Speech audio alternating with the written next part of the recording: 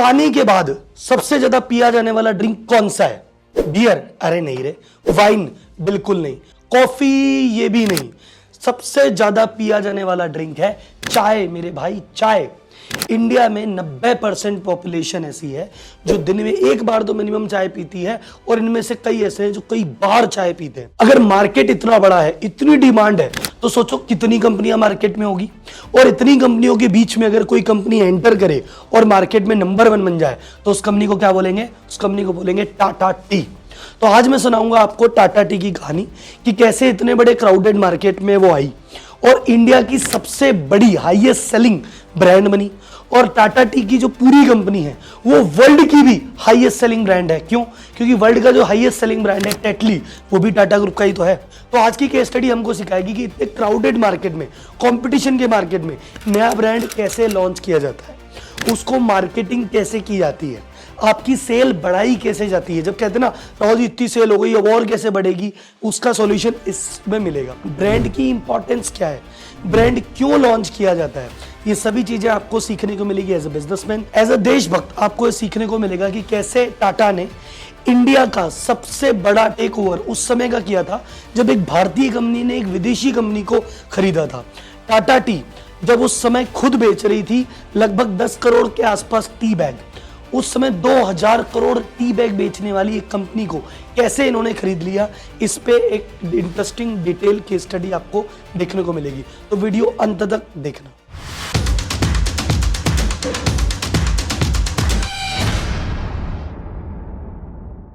Tata T के T business की शुरुआत वैसे तो 1963 में हुई थी।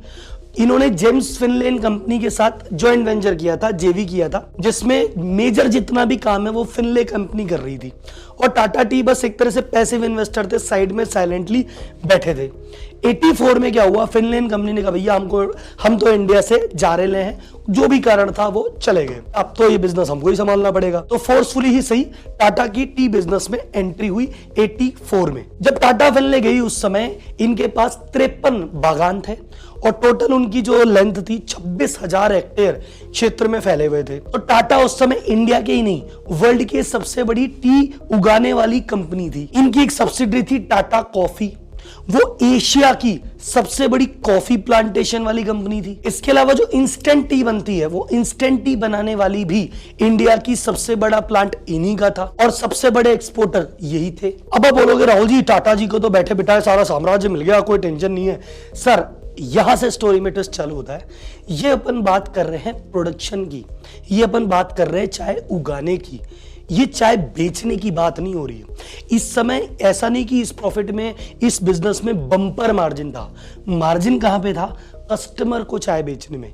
ये तो बागान थे, ये तो चाय का प्रोडक्शन कर लेते थे, प्रोडक्शन करके भैया ऑक्शन में लगा देते थे, ऑक्शन में एजेंट उसको खरीदते थे, फिर ब्लेंड करते थे, फिर अपने ब्रांड में बेचते थे। तो जो असली कमाई थी वो कहां पे थी? वहां पे कस्टमर को बेचने में। ये तो एजेंटों को बेचते थे जिसमें इनका मेजर प्रॉफिट नहीं हुआ करता था। तो उस समय दरबारी सेठ जो कि टाटा केमिकल के एमडी थे, उन्होंने कहा यार एक बात आओ, तुम्हारे पास चाय है पर तुम्हारे पास ब्रांड नहीं है, और सिर्फ चाय के होने से मार्जिन नहीं आएगा, मार्जिन आएगा ब्रांड के होने से। तो तुमको चाय से ज्यादा फोकस ब्रांड पे करना चाहिए। देखो गार्डन में पैसा नहीं बनेगा, पैसा बनेगा पॉलिथिन में, जो काम हिंदुस्तान डिलीवर कर रहा है, तो तुमको ये करना चाहिए। तो टाटा ने उस समय खुद को एक ब्रांड की तरफ मोड़ा, प्रोड्यूसर की तरफ नहीं। अब अगर आप बिजनेसमैन है तो एक बिजनेस लेसन समझो, जो मैं हमेशा मेरी मार्केटिंग की क्लास में बार बार कहता रहता हूं कि भैया देखो marketing, customer is king, customer तो राजा है और मार्केटिंग भगवान है। सोचो टाटा टी इतना बड़ा स्टेट होने के बाद भी कहते हैं यार मार्जिन ही नहीं है, क्योंकि मार्जिन तो ब्रांड में होता है भाई साहब। तो अगर आप कहते हो कि राहुल जी मार्जिन नहीं है, कंपटीशन है, go for brand. Rahul ji तो ब्रांड बनता कैसे है, ये स्टोरी भी टाटा से सीख लो। अच्छा इससे पहले आप ये चीज सीखो, अगर आप इस चैनल पे नए हो, पहली बार देख रहे हो, आपसे हाथ जोड़ के निवेदन है, चैनल पे पहली बार आए हो, हमारे मेहमान हो, तो एक बार कमेंट बॉक्स में फीडबैक जरूर देना कि आपने मेरे चैनल की पहली वीडियो देखी, आपको कैसा लगा। और अगर वीडियो देख के मजा आ जाए तो बाकी वीडियो भी देखना, टाटा की सीरीज जरूर देखना। और अगर सब पढ़ के अच्छा लगे कि यार सर बंदे में कुछ दम है, तो एक बार चैनल को सब्सक्राइब कर देना ताकि मुझे पता पड़े कि लोग पसंद कर रहे हैं। अब टाटा टी ने कहा भैया खुद का ब्रांड लॉन्च करना है, तो ब्रांड लॉन्च करने के लिए पहले मार्केट को समझना पड़ेगा, मार्केट कैसा है। तो उस समय इंडियन टी मार्केट में कुछ भी इंडियन नहीं था, क्योंकि 30% जो ब्रांड जितने भी डील थे वो सारे ब्रांड फॉरेन के थे और बाकी सेक्टर अनऑर्गेनाइज था कि राम ने अपना पैकेट बना के बेच दी, श्याम ने अपना पैकेट बना के बेच दी। तो या तो अनऑर्गेनाइज था और जो ऑर्गेनाइज था वो पूरा फॉरेन के हाथों में था। तो टाटा ने कहा यार ब्रांड में जाना है, अनऑर्गेनाइज में नहीं जाना। फिर दूसरी बात, मार्केट का प्रोसेस समझा।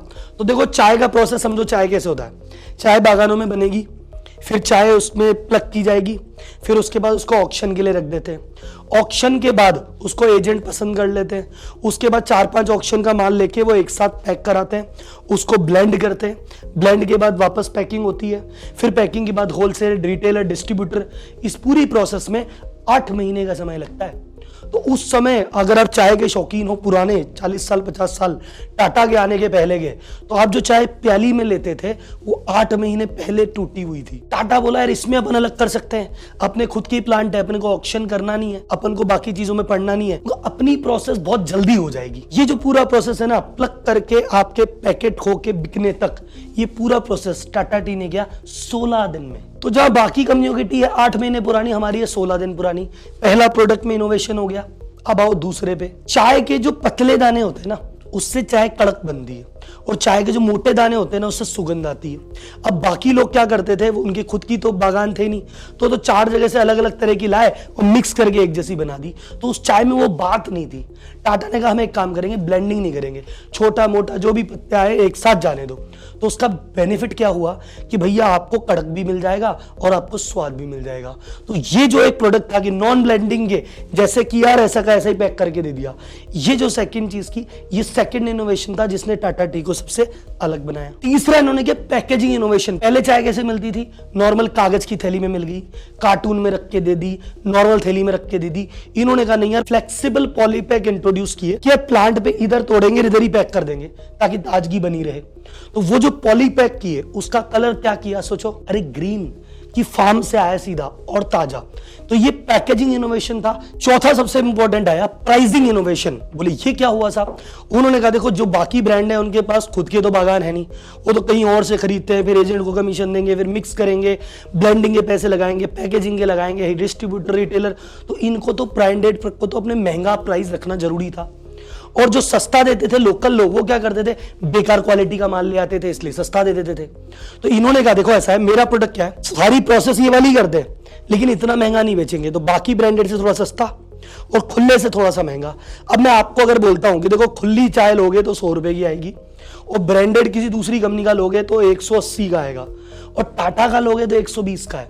ब्रांडेड वाली सारी खूबी है, इससे थोड़ी सी ज्यादा, इससे थोड़ी कम, और टाटा का भरोसा, लोगे नहीं लोगे, लिया लोगों ने और मार्केट फट पड़ा। इसको कहते हैं ब्रांड बनाना। ब्रांड बनाने के लिए मैं ब्रांडिंग की क्लास में भी कहते रहता हूं, आप सब लोग जो ब्रांडिंग की क्लास में, कई लोग जो मेरे स्टूडेंट सुन रहे हैं, ब्रांडिंग की क्लास में मैं कहता हूं ब्रांड तब बनेगा जब दुनिया से हटके होगे। अब टाटा भी कहता है इसमें अलग क्या होना, चाय से चाय होती है, किया ना अलग, हो गया ब्रांड। कुछ अलग सोचो, ब्रांड बनोगे। अब ब्रांडिंग के बाद अपनी अगली क्लास क्या होती है, मार्केटिंग और सेल्स। टाटा में भी ये हुई है। टाटा ने शुरुआत में तो कहा था मार्केटिंग करेंगे ही नहीं, हमारे प्रोडक्ट में दम होगा तो चल जाएगा। प्रोडक्ट में दम था, प्रोडक्ट चल गया, अब तो मार्केटिंग करनी है। तो बीच में अमजद खान जी का ऐड आया कि भाई साहब टाटा टी के पुराने जितने भी अगर आप लोग हो, ऐड करो Tata T Amjad Khan add. Tata T का अनु अग्रवाल का ऐड आया जिसमें चुम्मा चुम्मा का पूरा रीमेक बनाया गया और धीरे धीरे इसको मास में पॉपुलर किया गया। फिर एक और चीज मैं क्लास में कहता हूं और ये आप समझो, हमेशा टीजी टारगेट ग्रुप हमेशा अलग अलग होता है। आप एक जैसा माल हर जिसको नहीं दे सकते कि टाटा टी प्रीमियम बनाई और सबको चिपका दी। अरे भाई गरीब आदमी नहीं ले सकता, गरीब आदमी की अलग सोच है, अमीर आदमी की अलग सोच है। अब महाराष्ट्र में अलग चीज चाहिए, बिहार में अलग चीज चाहिए, क्या करें? तो टाटा ने कहा सबको अलग अलग ब्रांड दे देते हैं। तो बोले अच्छा है, जिसकी इनकम कम है वो टाटा अग्नि ब्रांड लोअर इनकम के लिए, अच्छा हायर इनकम के लिए बढ़िया क्वालिटी टाटा टी गोल्ड भाई साहब। फिर बोले अच्छा बिहार में कहते हैं मोटा दाना चाहिए, बोले बिहार में कोई नहीं, मोटा दाना लो, दानापुर लीफ। फिर बोले अच्छा महाराष्ट्र और उड़ीसा वाले कहते हैं कि सब पतला चाहिए, डस्ट चाहिए, अरे बोले टेंशन मतलब टाटा टी प्रीमियम डस्ट। तो अलग अलग राज्यों के हिसाब से अलग अलग ब्रांड, अलग अलग इनकम लेवल के हिसाब से अलग अलग ब्रांड। तो जब आपको अलग अलग कैटेगरी में घुसना है, शुरुआत एक ब्रांड से करो पर अलग अलग सब कैटेगरी के ब्रांड बनाओ। ऐसा हर चीज में होता है। आप कोई भी बड़ी कंपनी देखोगे उसने इस रेंज के हिसाब से, चाहे इनकम वाइज चाहे रीजनल वाइज, वो ब्रांड निकालती है। हिंदुस्तान यूनिलीवर का एग्जांपल लो, साबुन के कितने ब्रांड निकाल रखे हैं, ये कमेंट बॉक्स में बताना मुझे कि साबुन के इसने कितने ब्रांड निकाले हैं और क्या हुआ है। अब आपके मन में एक सवाल आ रहा होगा, राहुल जी ये तो आपने बात कह दी, ये तो बड़े बड़े टाटा बड़ी कंपनी, इस कंपनी में बड़े बड़े सीईओ लोग हैं, वो ले लेते हैं डिसीजन, हम छोटे व्यापारी कहां से लेंगे। टेंशन रखो, आप ही जैसे व्यापारियों को ये बताने के लिए कि सर मार्केटिंग होती क्या है, की कैसे जाती है, मार्केटिंग में गलती क्या की और मार्केटिंग के स्टेप्स क्या है, ब्रांड क्या होता है, बिजनेस क्या होता है, बिजनेस बिल्ड कैसे किया जाता है, एम्प्लॉय कैसे मैनेज करे, सेल्स कैसे करे, फाइनेंस कैसे देखे, आपका रूटीन क्या होना चाहिए, आपकी गलतियां क्या क्या है और आपको सुधारना क्या क्या चाहिए। इन सभी चीजों के लिए मैं हर संडे 4 घंटे की लाइव क्लास करता हूं जिसका नाम है व्यापारी टू सीईओ, ताकि व्यापारी की सारी गलतियां पता ही चली जाए और सीईओ कैसे काम करता है वो बताया जाए। तो अगर आप भी इंटरेस्टेड हो व्यापारी से सीईओ बनने में या एक सीईओ की तरह सोचने में और खुद की गलतियां जानने का जिगरा है तो नीचे लिंक दिया है, प्लीज रजिस्टर्ड एंड कम। 10 से 2 हर संडे लाइव मैं आपको मिलूंगा। अब चालू करते हैं वीडियो का सेकंड हिस्सा जिसमें मैंने कहा था एज अ देशभक्त आपको कहानी सुनने को मिलेगी कैसे एक भारतीय कंपनी ने एक विदेशी कंपनी को जो उससे भी कई गुना ज्यादा बड़ी थी उसको ही खरीद लिया। तो वो कहानी कुछ यूं शुरू होती है कि जैसे 91 के आसपास का दौर आया तो मार्केट खुल गया। 91 तक तो मार्केट क्लोज था, कंपनीज खुल के काम नहीं कर पा रही थी। 91 के बाद मार्केट खुल गया और हिंदुस्तान यूनिलीवर वगैरह ये लोग भैया मार्केट में एंटर कर गए। ये बड़े ब्रांड है पुराने टाइम के, इन्होंने के पास ब्रांड है ब्रुक बॉन्ड, ताजमहल, लिप्टन, इन्होंने आते ही भैया मार्केट में धूमधाम मचाई, 40% मार्केट शेयर। फिर छोटे मोटे ब्रांड जैसे वाघ बकरी और ऐसे करके 15 एक ब्रांड और छोटे छोटे रीजनल ब्रांड और।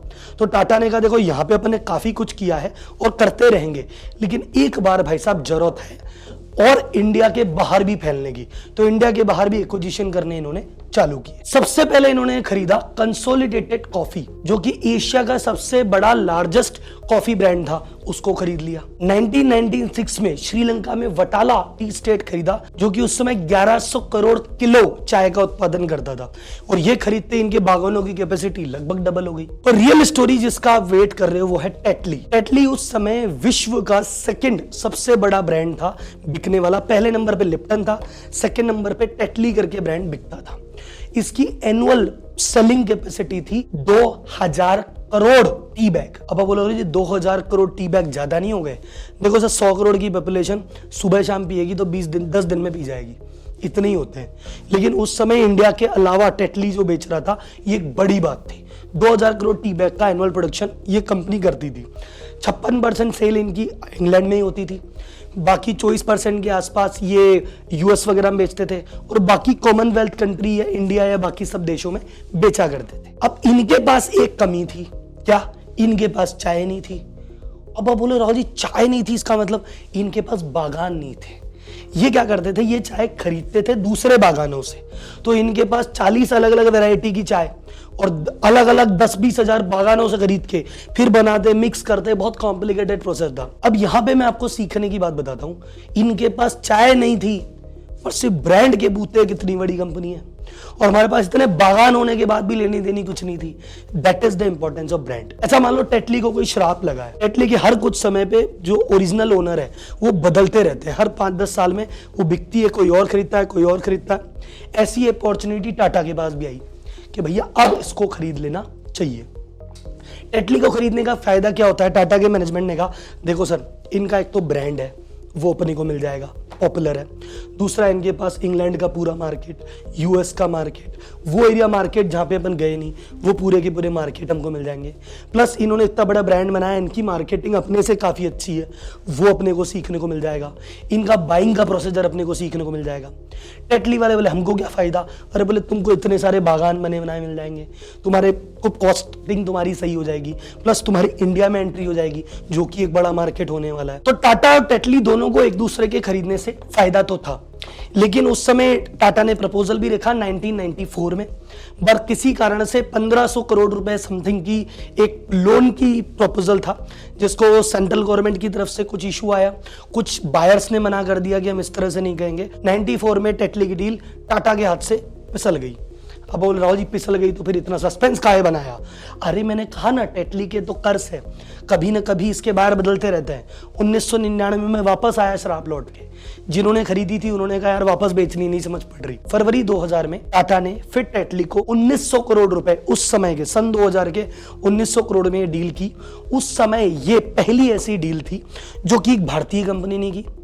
दूसरा, उसने विदेशी कंपनी को खरीदा। तीसरा, उसने अपने से बड़ी को खरीदा। चौथा, उसने इंग्लैंड की कंपनी को खरीदा जो कि उसकी गुलाम थी, जिसने उसको गुलाम बनाया था, उसी कंपनी को खरीदा। उसके बाद से टाटा की इज्जत भी वर्ल्ड लेवल पे, अलग लेवल पे बढ़ गई।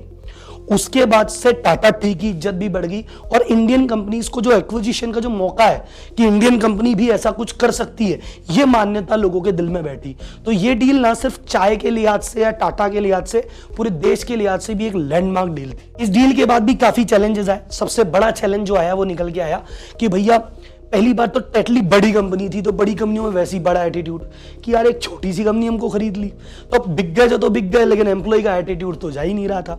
फिर दूसरा, उनको टेंशन की साला इंडियन से और बिक गए यार, हमने राज किया इन पे। अब वो वाली चीजों को टेकल करने के लिए टाटा ने क्या किया क्या नहीं किया, वो भी आपको बताऊंगा मैं अगली वीडियो में। क्योंकि अगली वीडियो मैं आपके लिए लेके आ रहा हूं कि टाटा ग्रुप के टोटल 9,35,000 एम्प्लॉय हैं। भारतीय रेलवे और भारतीय सेना के बाद सबसे ज्यादा रोजगार टाटा ग्रुप देता है। पर कभी आपने सोचा कि 9,35,000 आदमी हैं, इनको ट्रेन कौन करता होगा, ये हायर कैसे करते होंगे, इनकी फायरिंग कैसे होती होगी, इनका मैनेजमेंट कैसा होता होगा, ये एम्प्लॉय टाटा के प्रति इतने सगे क्यों है, पागल क्यों है, इतने वफादार क्यों है, ऐसा क्या करता है टाटा?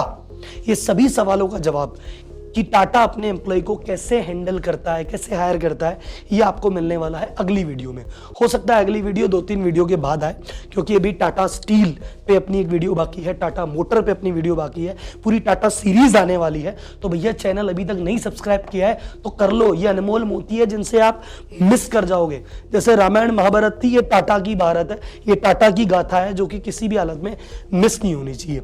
मेरा चैनल को सब्सक्राइब मत करना, वीडियो को लाइक मत करना, पर वीडियो जरूर देखना, एक भारतीय होने के नाते जरूर देखना। तो इस वीडियो में तो आपसे विदा लेंगे, धन्यवाद, जय हिंद। और अगली वीडियो के साथ जरूर आपके साथ पहुंचेंगे वो नए लोग। प्लीज भैया बोलना कुछ तो, धन्यवाद।